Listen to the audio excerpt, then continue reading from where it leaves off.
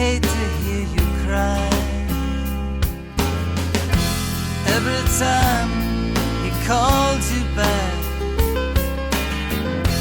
you keep running down his cul-de-sac.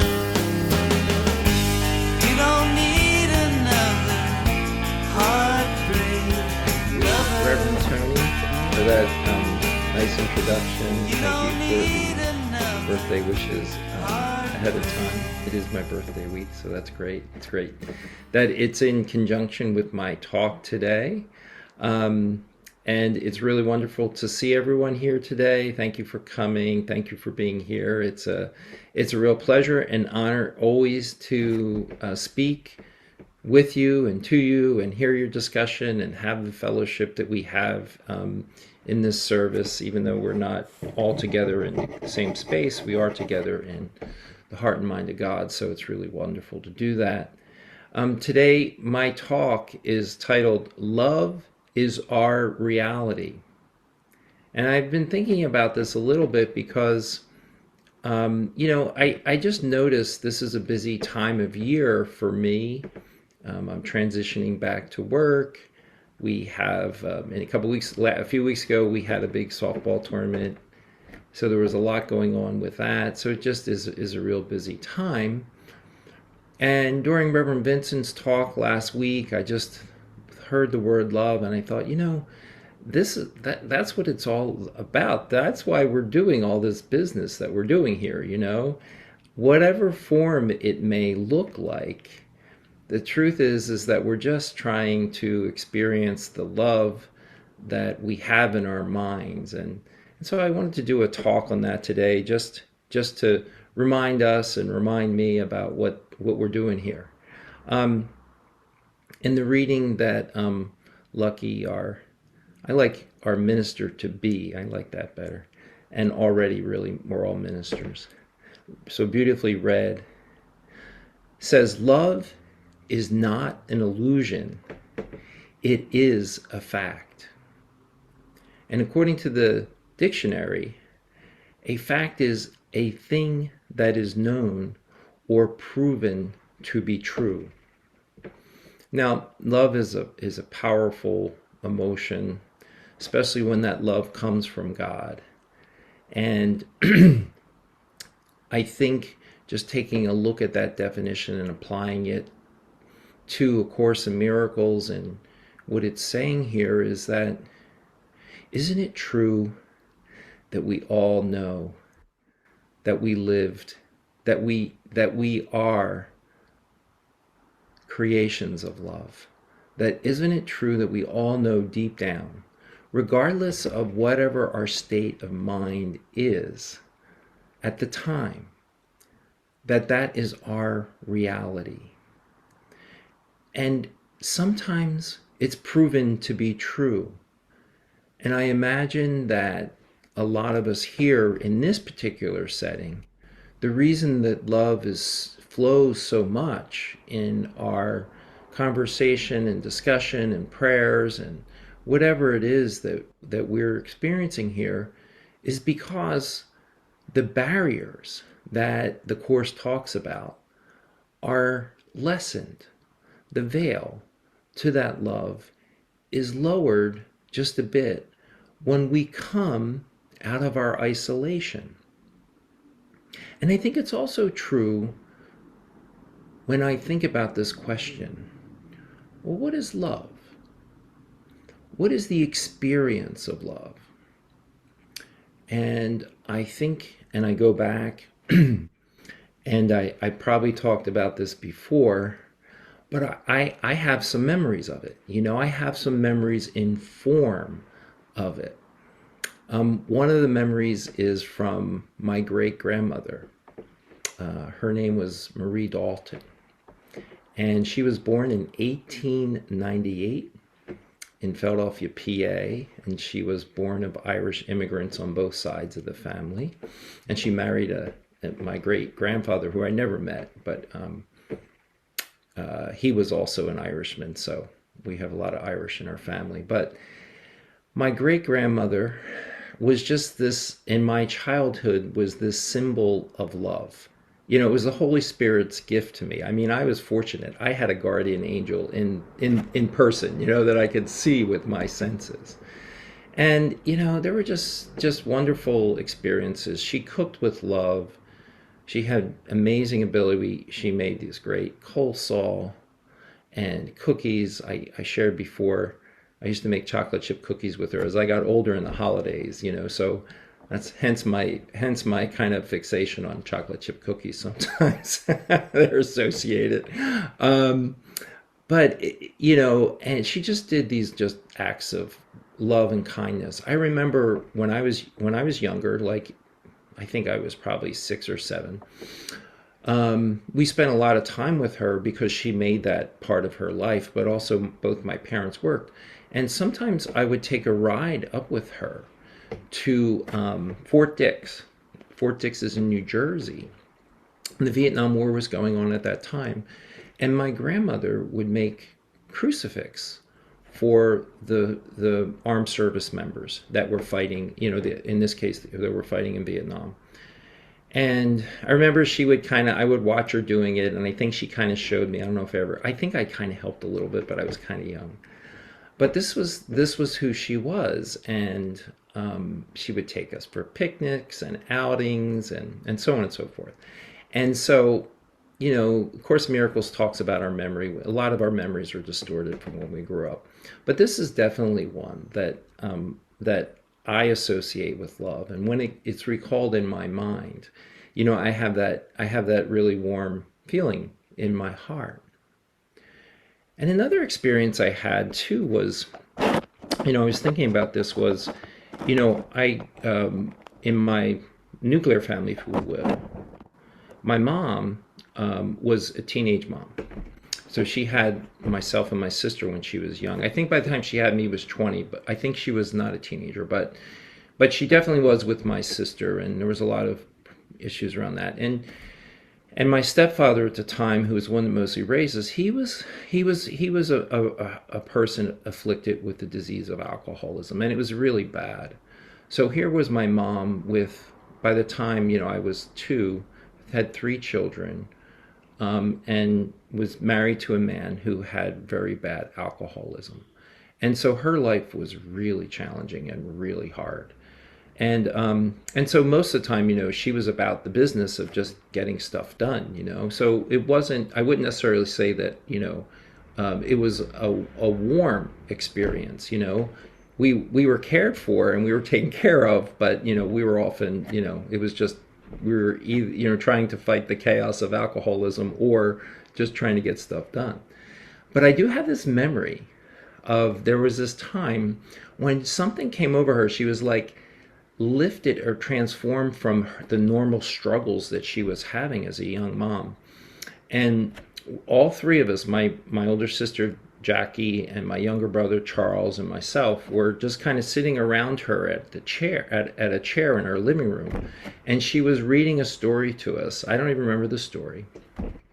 And we were laughing and we were hugging and blah blah blah, and it was just a very kind of unique situation. And it was just, of course, many things our parents do for us are loving, and all those actions that they're doing. But this was something that I remembered as kind of exceptional from what we had. So I'm so grateful for those experiences, because it taught me what love felt like. We have to have those experiences too. We have lots of experiences.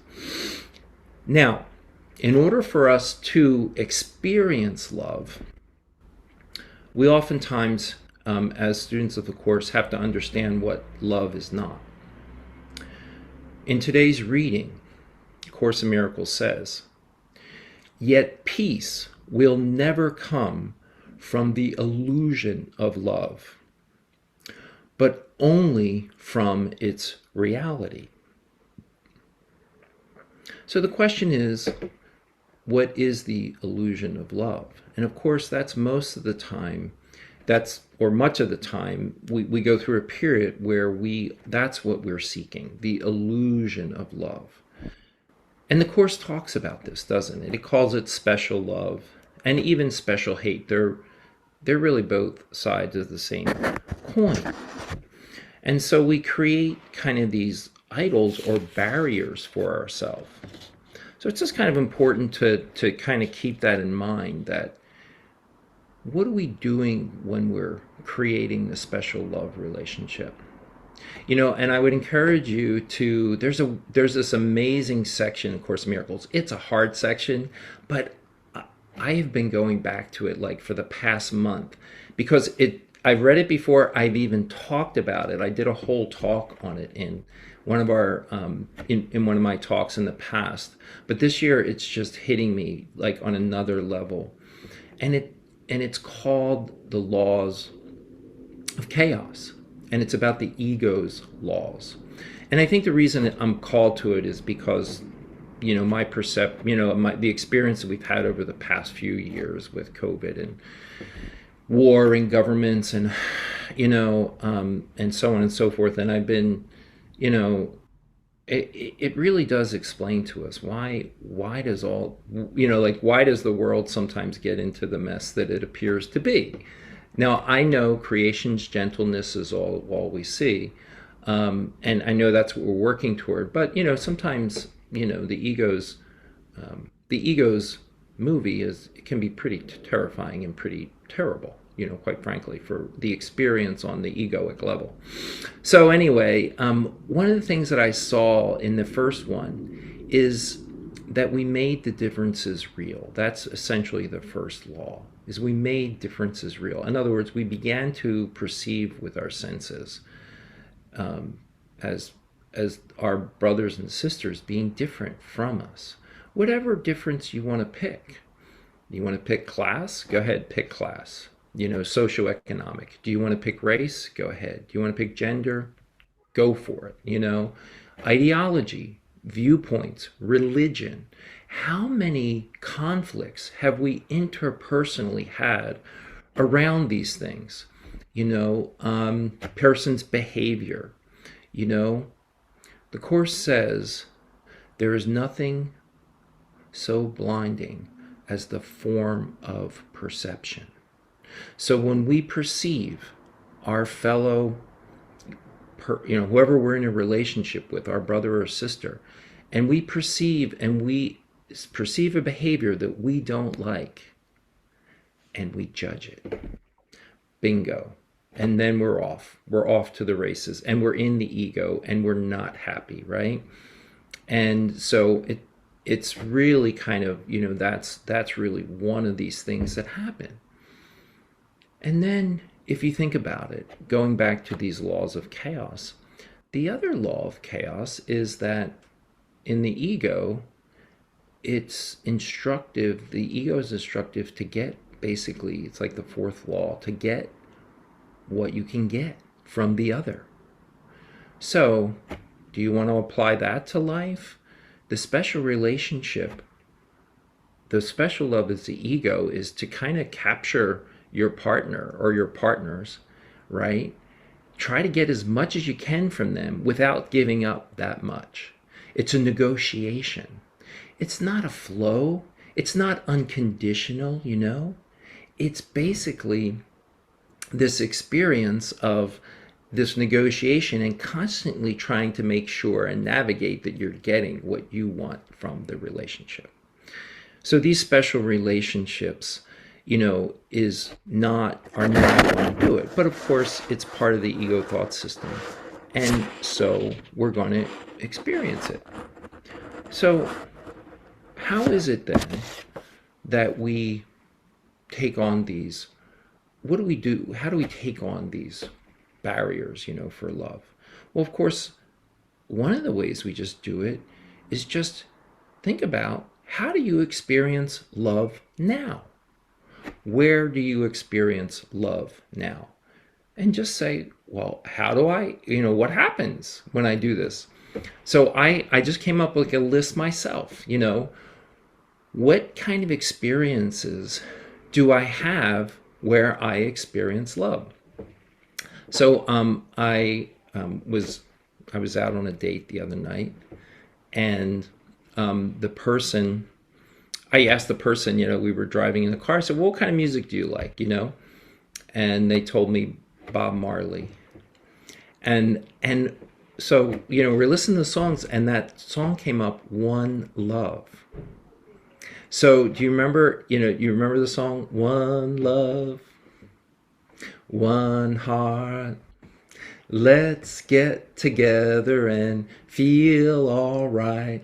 And I just laughed, like, when that song came on, because I was thinking to myself, like, yeah, like, this is great, like, I mean, again, like, I wanted to bring this person into the conversation, right? Like, hey, I can listen to my music. I like my music. What's your music? And this song comes up, right? Why? Because I stepped out, like, I just stepped out, right? Miracles. Like, I just gave up what I wanted and said, hey, what do you like, And so just had that, that little miracle, that little pleasurable experience. Sunday, like the Sunday gatherings. Like, why do we have good experiences here? Like, I do. I have to speak for myself. Why do I have a good experience here? Especially when I can let go of, like, how sometimes I want things. And it's because the Spirit, like, there's all these Course in Miracles people who are coming here with wherever they are in their life, but they're coming with this spirit of healing, that they want to heal. They want to heal others. They want to embrace the world, and they want to embrace people and love. And like, wow, what a miracle to have that. In so many different ways. I also want to talk about my softball team. And when I say softball team, it's like, they're teams. There's like 5 teams that I'm part of, this leadership group that we run, that we help administer, let's say. And last night there was a couple one of the guys is a player on one of our teams, and his partner, and they're moving. They have to go back to the Midwest, to Indiana, because the partner of one of our players, he has developed a form of ALS, what's commonly known as Lou Gehrig's disease. And it's been described, they've described it to us as it's a milder version, but he's gradually needing more and more care. His mobility is impacted in all this, And so, for a variety of reasons, they need to move back closer to our player's family, because that's where there's more support in Indiana. And so last night we were out, at a local brewery in Alameda. And, I was just, again, it was just like all these people around. And we've been playing with some of these, Reverend Vincent and I have been playing with some of these guys when they were like 19 and 20, and now, they're like some of them are in their 30s or 40s, they have kids, blah, blah, and when we knew them, one of them we used to call the kid, because they would jump around and hop around. And I was just like so in love, like I was just looking around. I'm like, oh my gosh, like if you want, you can just see the love, you can just see all of this going on. And it didn't matter who cared about gender, who cared about, sexuality, blah, blah, blah. All that was gone, and we were just in the moment, embracing our friends who were going to go on the next part of their journey. And we all showed up for them, and they showed up for us, and it was just kind of a real love fest. So it's just, it's just there. And it was amazing. Like, there were so many other things that I could count to is this experience. One kind of fun experience is, I call it coffee with Michaela. One of the coffee spots I go on the way to work is down on Guerrero Street here, 29th and Guerrero. And there's this Honduran woman who has moved to the States and has a family. And she is like a bundle of love and energy in the morning. And, she runs this coffee shop. And I bet you she has other businesses. She just got so much money, but so much energy, I mean. But in the morning, like, she's like, hi, Peter, how you doing? I'm like, hi, Michaela, how you doing? And we like, yeah, she knows I'm a teacher. And I ask her how things are going. I said, blah. And, we just have this thing. But it's kind of great, like to go in with your morning just to have that. So, the truth is that we can love we can have the experience anywhere. But what's also instructive is when we're not feeling that vibe. And what we have to know is, when we're not feeling the vibe, then it's kind of on us. It's kind of on us to make the choice to work on it, because, we do have to work on it. I said before, nothing so blinding, guilt, and nothing so blinding as the perception of form. We do put guilt, right? We do project guilt on people and situations. And like for me, like I was thinking about the situation of, last year I started at this new school. And some of you can remember from my talks, it was really tough. It was a new school, it was a new culture. Kids were different. Even though I work in the same city, it was kind of I realize now is just, it was, the culture was less formal. The culture was more kind of expressive in this school, and so on and so forth. And it was tough. And so part of it was like me, right? Like I knew it as a Course in Miracles student, but it was really hard. It got so hard that I remember in October, I called the chief of special education in the school district and I said, "Can you get me the heck out of here? Like I'm done. I'm a veteran in the school district. I want to get out of here." Anyhow, and it didn't go that way, and I'm glad I didn't do it that way, but I had to let go. I was experiencing students differently. Some of them, were really hostile, and some of them were hard, and some of it was me. Like, let's face it, like some of it was me having expectations of previous schools that I had taught at. So there was like a middle ground to come at. So I have to tell you this. So now, I have some of these same kids this year, and now I'm actually I teach in a special ed classroom, but I also co-teach in a physics classroom, like a regular high school physics classroom. And the healing has gotten to the point where I can now bring in physics labs. I just started this last week. I can bring in a high school physics lab into kids that have significant learning disabilities and behavior issues, and they're doing it. Right? The healing has got to the point where before I was just trying to keep chaos from happening, and we're now at the point where they're able to do kind of grade level work. And we haven't gotten to the interpretive part yet. We're just doing the experiment and the data, but it's happening. And that's happening because I practice the Course in Miracles. That's all. That's the only reason. Because the Course kept my mind open. I kept doing the lessons. I knew forgiveness was the key. I knew there was my part in it. I knew I had a barrier. And, and I mean, is the class love? I don't know if I can say the class is loving yet, but we're getting there. We're still working, we're still working the miracle.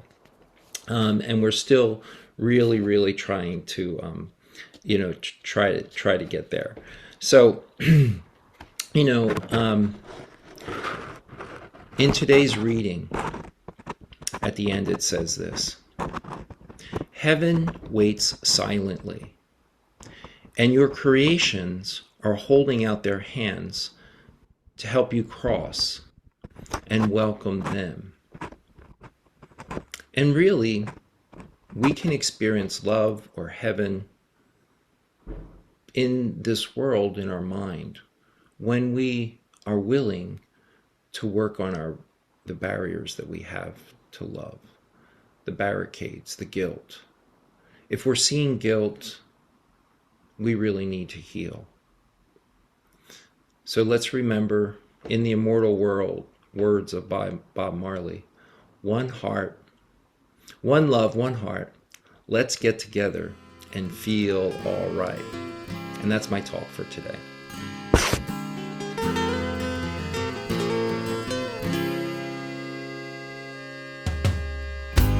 Well, I'm not the most gentle guy,